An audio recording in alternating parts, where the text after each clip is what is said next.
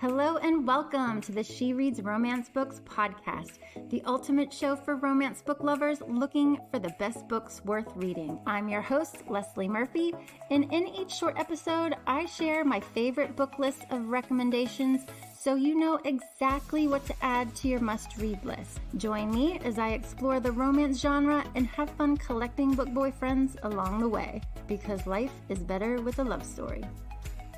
Hello, readers. Welcome back to the podcast. Today, I'm going to be talking about a romance trope that brings me all kinds of angst when I read it, and that is the love triangle trope. Good God, how do authors even write these books? I honestly don't know. They must have an evil streak running through them when they come up with these storylines, because it seems like they just want to rip out their reader's heart with the heartache that they put them through.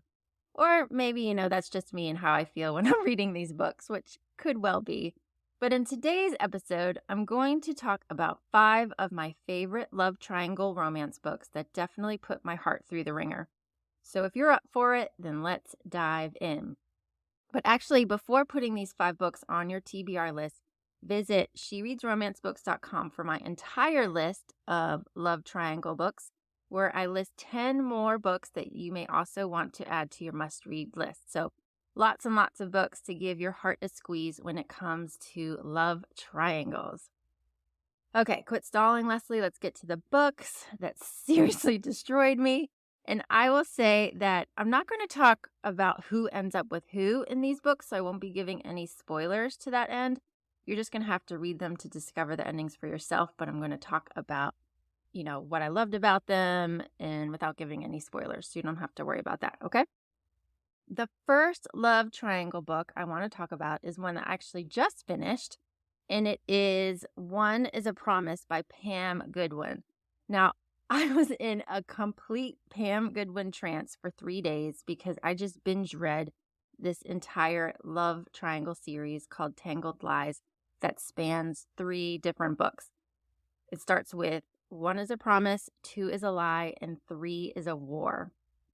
So 1 is a Promise is about Danny. She's this belly dancer, which is pretty cool, who, after the best meet cute I think I've ever read in a really, really, really long time, she falls for Cole with just one look, basically. So Cole is this hot stud on a motorcycle who then moves in with her within a month, and he proposes before he leaves for a job that sends him overseas for an entire year. However, he never returns. So Danny's heart is completely severed, but then it takes her several years really to wrestle with that heartbreak. And then she's soon approached by this, alpha in a suit who says, come and work for me as a dancer in my new restaurant at my casino. So she can't really refuse because she needs the money. And she ends up having this major attraction to this guy, Trace, and starts falling in love again, slowly opening her heart to the guy who made her have these feelings that she hasn't had since Cole. He may be arrogant and a complete asshole, but she's hooked, and he is as well, despite his continued attempts to stay away from her. I actually, when reading this book, thought, this is going to be kind of a unique love triangle romance, given how a majority of the book continued. But then the book ends on this cliffhanger with a major, oh my God, what just happened moment where I'm like, okay, I see it now. And trust me when I say you're going to be on to book 2 and book 3 like I did in a complete heartbeat. As I said, I was instantly taken with this book from Danny and Cole's meet cute. I absolutely loved their moment together, and I just got swept up into their love story. Plus, Cole, is just one really hot lover, let me tell you. But I equally loved Trace. His somewhat cold and calculated nature was slightly different, but you could see that really she had no chance but to fall for him as well. So this is definitely one of the best kind of love triangles where, for me at least, there's no clear-cut man that I loved more. Well, I shouldn't say that. I kind of had an idea, I think, where the books were going and as to who I would choose for her, but man, I didn't envy her decision at all. So read One is a Promise by Pam Goodwin and then the entire series because it was awesome. Now, if I had to pick my favorite love triangle romance book, that would be hard to do, but it would probably go to Drive by Kate Stewart. Now, I know I just talked about this book in my latest episode on unputdownable books, which you should definitely listen to as well after this. But let me gush about it again because it's honestly one of my all-time favorite romance books. Now, this love triangle romance centers around Stella, who is a music journalist really at the top of her career, who after just conducting this like mega interview with a highly coveted star, she hears this song and gets some really earth-shattering news that then sets her on this road trip home, reminiscing and reflecting on the past that got her to where she is at that point. So the book then really flashes back to when she moves to Austin, Texas, I think it was, desperate to start her writing career, sort of going from bar to bar and checking out bands who really are striving to try and make it big while she's living on her older sister's couch. So she ends up meeting and working at a restaurant with one of her sister's friends, a young drummer, who she totally starts falling for. But then things happen and he moves away, and then she gets a job at a local paper run by a young editor who pursues her despite her broken heart. Now, I said that One is a Promise is an amazing love triangle romance, but because you love both of the love interests in that book, but oh my gosh, that is so true for this one. I loved both Reed and Nate so totally and completely in this one that I really didn't envy Stella's choice when it came down to it, because she did have to choose, right, between the two men who had stolen her heart. Kate Stewart's writing is just phenomenal in this book, and it keeps you guessing the entire time as to, who she's going to choose, which is why it was so completely unputdownable and one of the best love triangle books worth reading. You just have to read it. And then, oh my gosh, she totally turned my world on its axis when she expanded this book into a series with her release in 2022, I think it was, called Reverse. That book is epic and has the best playlist to listen to when you're reading it. So just do yourself a favor. First read Drive. It's amazing. And then go on to read Reverse because it's just equally as incredible. Okay. Totally gushed on Drive. Moving on to the next love triangle romance book that I read last year, and it's what made me expand my list of book boyfriends of the year to include throwback titles because I was just so taken by the hero, and that is the book Say You Swear by Megan Brandy. Now, this is a love triangle where to me, really only one man stood out as the obvious choice, and I was going to have a literal conniption if he did not get his happily ever after in this story. But it actually starts off with Ari, who is 18. She just graduated from high school and she is excited to spend the summer before college with her friend group that includes her twin brother, his best friend, her best friend, and another guy to round out their group of 5 that has been really thick as thieves since they were little. They're all going to spend the summer together before they go off to the same college, and she decides that this is the time to finally make a move on her brother's best friend, Chase, who she's been in love with since they first met practically. So she does. She makes her move, but unfortunately it doesn't end in the way she was hoping for. So off she goes to college with a complete broken heart, and she's like distancing herself from her friend group. So she ends up hanging out with Noah, the quarterback of the college's football team. Now, she actually met him briefly at a party over the summer, but man, this is the moment where you meet one of the best book boyfriends of all time. This guy is freaking amazing. I think I've talked about him a couple times on the podcast. He's got some serious sadness and baggage going on, but he just becomes this incredible friend to Ari, knowing full well that she's still in love with her brother's best friend and nursing that broken heart. So, of course, right, when another man starts to show interest in someone, that makes the first man do a double take and say, hold on, wait a minute. And now I get that Chase had his own issues, right? Concern about moving in on his best friend's sister when he was warned off of her persistently, right? But he decides to put his foot back in the game, and man, things really change from there. And my heart was totally put through the ringer on this one. This love triangle romance absolutely broke my heart in more ways than one as the story developed. And I wasn't really sure how I was going to come out of it all in the end, but it worked out and it was incredible. One of the best books that I read last year and highly recommend if you love love triangle romance books. Now, the next love triangle book I read several years ago, but it's fantastic and worth a spot on your TBR list if you haven't read it yet. And that is The Kiss Thief by L.J. Shen. This is actually an arranged marriage romance where Francesca Rossi is in love with and promised to Angelo Bandini, sort of the heir of the most powerful, families in the Chicago outfit. But then she's forced to marry Senator Wolf Keaton, who is sort of blackmailing her father. Now, this was actually my first Shen romance novel, and I honestly couldn't put it down. Francesca, she may have been young. I think she was 19 in this book, but she does not just sit back and play the pawn when she's forced into her marriage with this 30-year-old senator.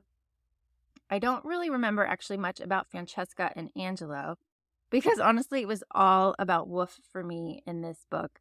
That was really such a good slow burn romance between this anti-hero and the woman he totally underestimates that makes the story so, so good.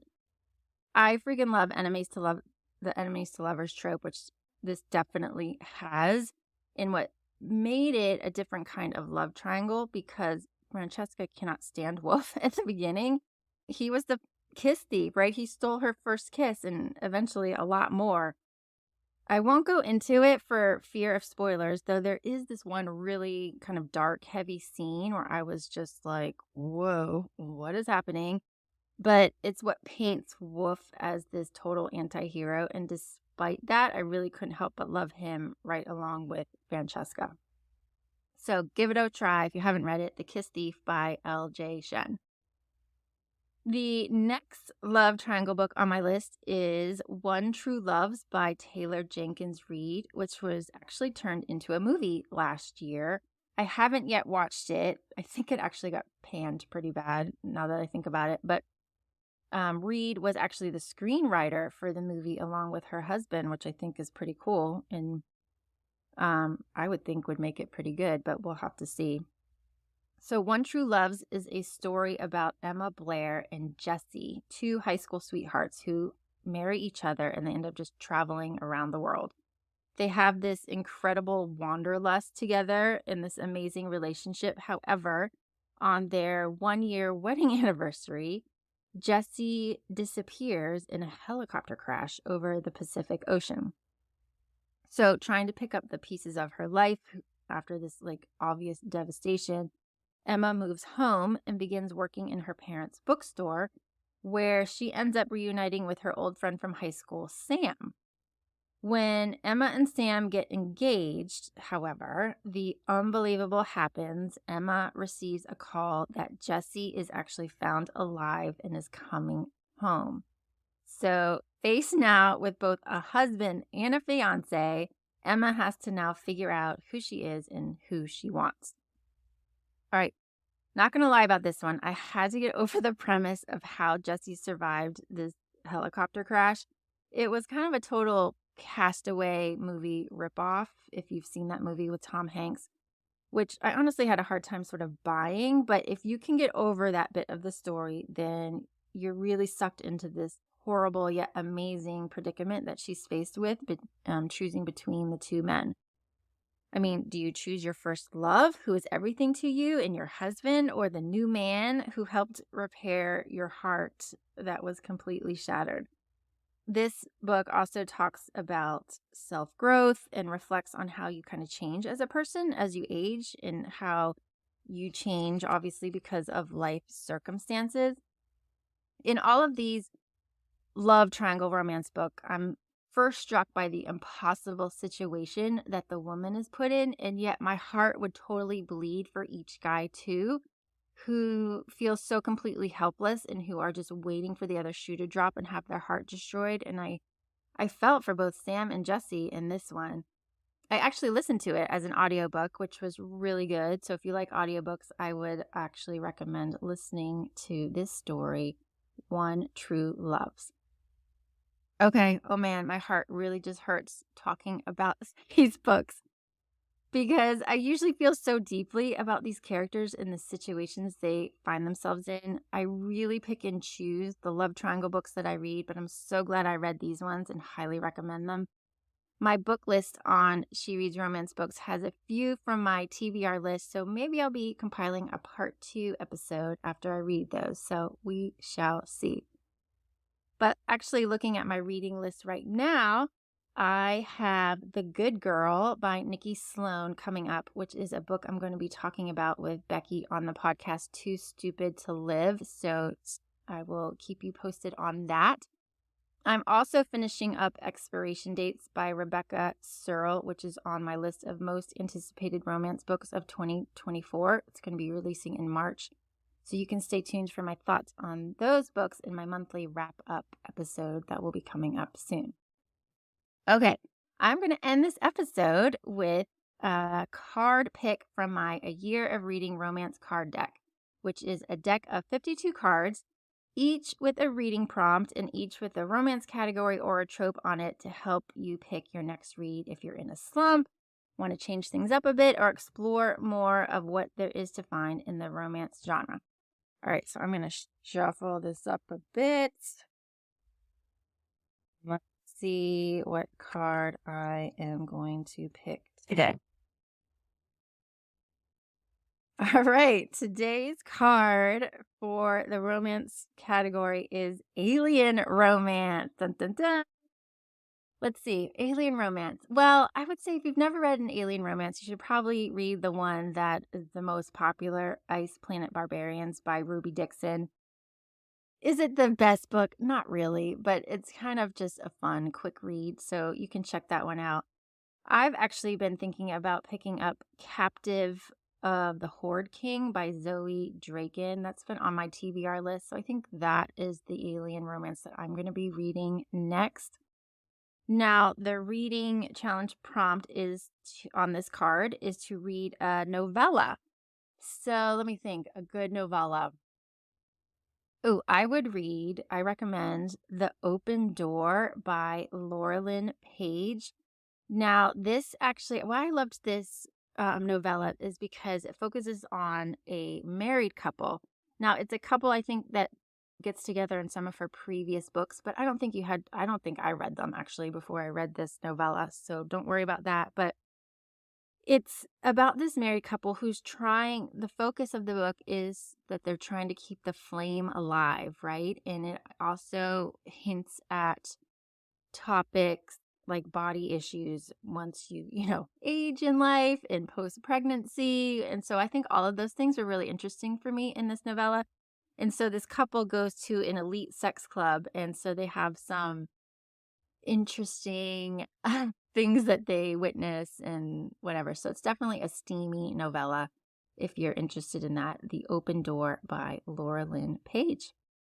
All right, folks, that wraps up this episode. Thank you so much for tuning in. Definitely leave a review on your way out. I would totally appreciate it. But stay tuned for the next episode. And in the meantime, happy reading, because life is better with a love story. That's all for this episode of the She Reads Romance Books podcast.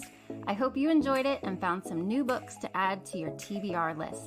If you did, please subscribe, rate, and review the show on your favorite podcast app. It really helps me reach more romance book lovers like you, and I appreciate your support.